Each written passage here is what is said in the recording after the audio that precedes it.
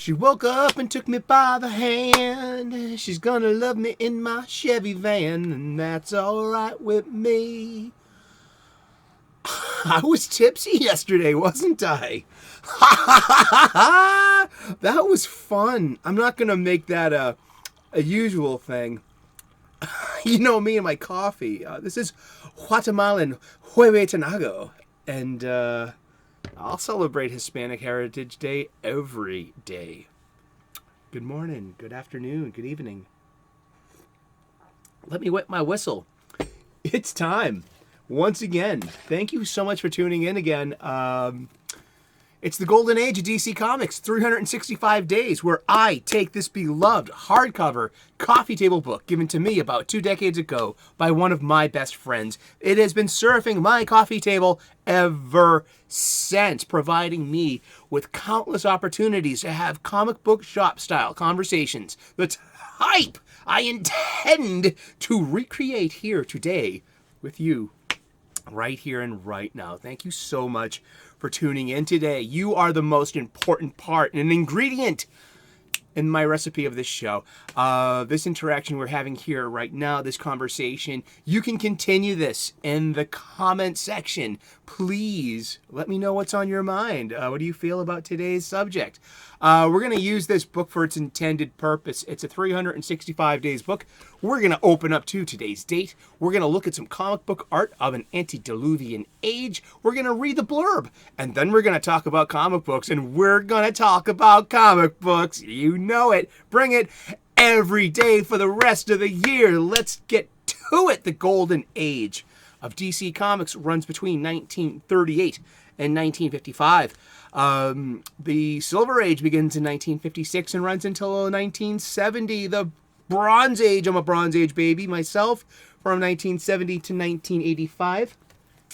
And the Copper Age begins in 1985. I get these definitions and standards from the most current edition of the Overstreet Comic Book Price Guide and its glossary in the back. I feel that's a great, fair, and perhaps even an agreeable upon standard in which to have conversations about the ages of comics, of which I often do.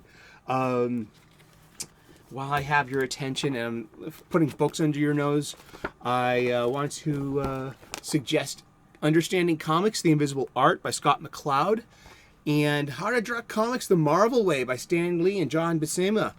These are 2 really awesome books.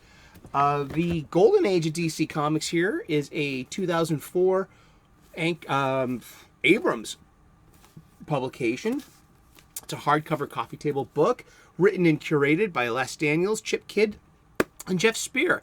You can find links for all of these books in the description to their Amazon pages where you can pick up your own copies, and you too can play along at home. This book here would look great on your coffee table. You can play along at home, and it makes a great gift for a geek. How about that? Now, I usually do something called the escapism caveat. I put that at the end of the show now. It's going to be in, the video, one of the video links. Check it out. It's about it's about modern storytelling and this pushing of modern audiences, made for modern audiences. We're either buying it or we're literally not buying it. And so modern audiences and this push has a lot to do with activism and agenda and advocacy and messaging and, all these real world problems versus escapism, where we go to escape this world's problems. Only a bully won't leave you alone, and I'm really, I've given it its own time, its own space to air it out. Let me know what you think over there. It's the escapism caveat, and can both coexist? They usually have until, one side got a little needy, right? All right, let's get back to the show and the good stuff. We're going to open up to today's date. It is September the 24th. I hope you're having an awesome day. Welcome fall, welcome foliage. It's time for the pumpkin spice. It's true. I believe in the ages of comic books, and I believe in the ages of holidays, especially fall holidays. So there's a succinct pattern. It goes Halloween, Thanksgiving, then Christmas. All right, we got from now until October 31st to celebrate this Halloween season. We've got Thanksgiving, and then after Thanksgiving on Black Friday, then you can start the Christmas music. Anything before that, you need to be smacked in the face. Now, this is coming from a pacifist. I'm kidding. I'm not going to smack anyone. Alrighty, let's look here. September the 24th. Oh, poor dude. Oh, it's like he was on Twitter and said the wrong thing. Oh, no. You're the wrong kind of comic book fan, Billy. I'm going to... Haha, I've got Billy Batson. And he's about to say, sure.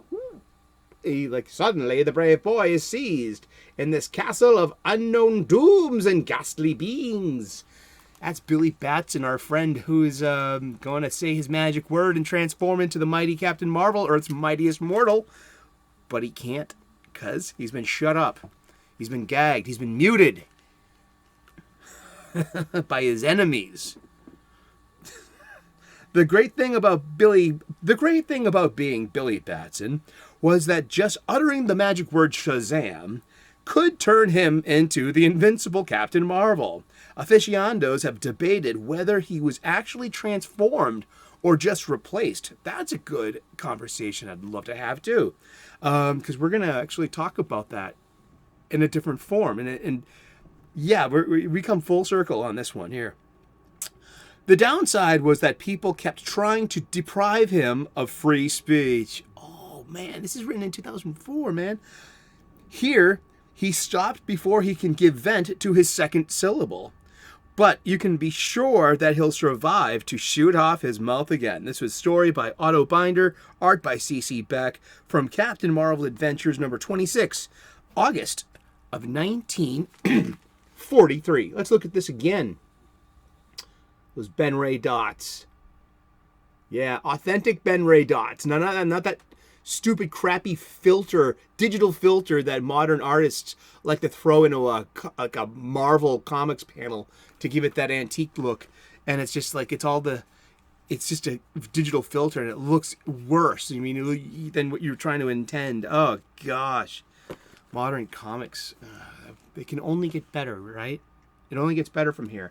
But speaking of Marvel Comics, Captain Marvel, and actually, so that's a good question. So when Billy says Shazam, is he transformed into an adult idealized version of himself as a super being, as a Superman? Or is he switching places? Is now Billy in the cave of Shazam on the Rock of Eternity? And then there's a different person. Is there a literal... are there two beings? Well, this was kind of elaborated upon in the 1970s. Now, we've talked a bit in the past about the legal problems of Fawcett Comics, leading up to its eventual, closing and selling of its properties, and how DC Comics eventually got the rights to Captain Marvel in the late 60s and had their own Shazam comic, but also Marvel Comics. It was Timely Comics, became Atlas Comics, became Marvel Comics by the 1960s. And with the Stan Lee boom, they they copyrighted Captain Marvel for their own comic book. And, yeah, right here. This one right here. Marvel Superheroes featuring Captain Marvel, issue number 12. I wish they had like a date on each one. But yeah, this is the original Marvel Captain Marvel. This is Marvel, the Kree Warrior. I love his old costume. And then this was like in the mid 60s, mid to early and collecting Marvel Superheroes 1967. Okay. And then came came Captain Marvel 1968, and then when he meets Carol Danvers. Okay, Carol Danvers is an Air Force colonel. But look, he just lost his girlfriend Una as well. But look, she's like, I just want to talk about body language for a second. And this is where I thought that they were an item. I thought those two were together. Okay, you see Carol right here. This okay. It's about body language. I think like the barrel-chested, lantern-chinned alpha male here, and she's like, "Can't you stay a while? There are so many questions."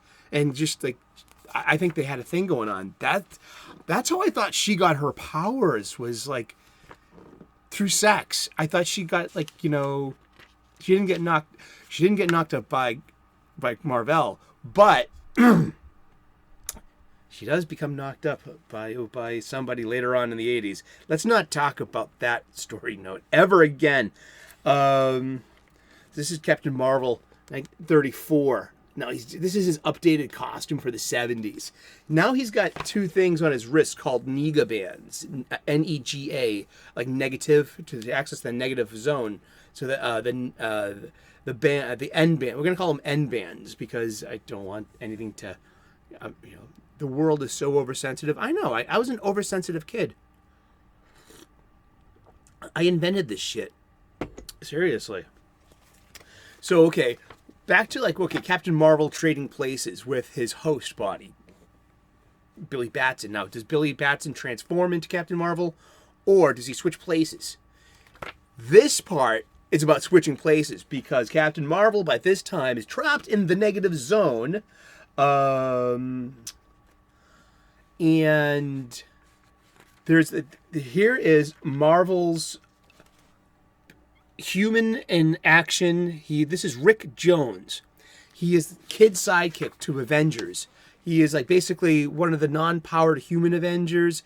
He's just supposed to be an every boy in on the action, and he was there when Hulk became Hulk, when Banner became the Hulk. Banner was trying to save Rick Jones and shielded the young boy's body with his own and absorbed all that gamma radiation. So Rick Jones was a sidekick to the Hulk. Then for a while he was a Bucky to Captain America.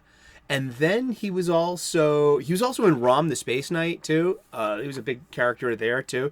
And then there are all these Joneses in Marvel Comics.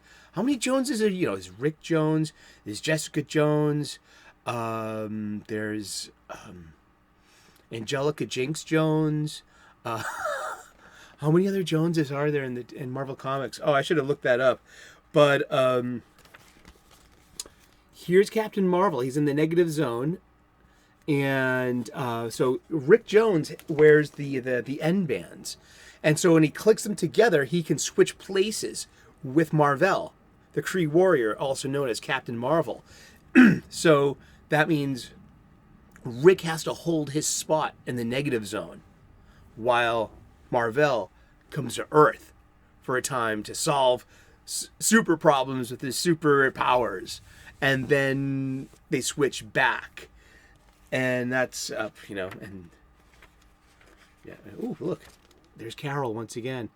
I totally thought they were a couple, and that's how she got her powers, was because of their intimacy that they shared, 70s style. Her suite on a bearskin rug, a roaring fireplace, strawberry Rioni tea on ice. There's Chuck Mangione playing in the background. Feels so good. On the 8-track, or even the reel-to-reel. There's, everything's in mahogany. And, bound leather, books on a bookshelf, shag rugs, and, they even have the bug juice container. We're talking to the 70s. Yeah, the Captain Marvel, and this, I keep showing the death of Captain Marvel here. Captain Marvel, he dies. They killed him off.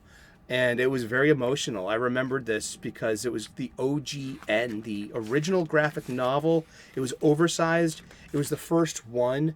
Their second one was called The X-Men God Loves, Man Kills. This is an exceptionally mature, interesting comic book. It was $5.95. It was in that European style. It was just a little bigger, on better pages, no ads, different quality of art. And Captain Marvel finds out that he's got cancer and he's going to die. And this is about him dying. Yeah, and that's why Carol Danvers is Captain Marvel, because the original Captain Marvel is dead.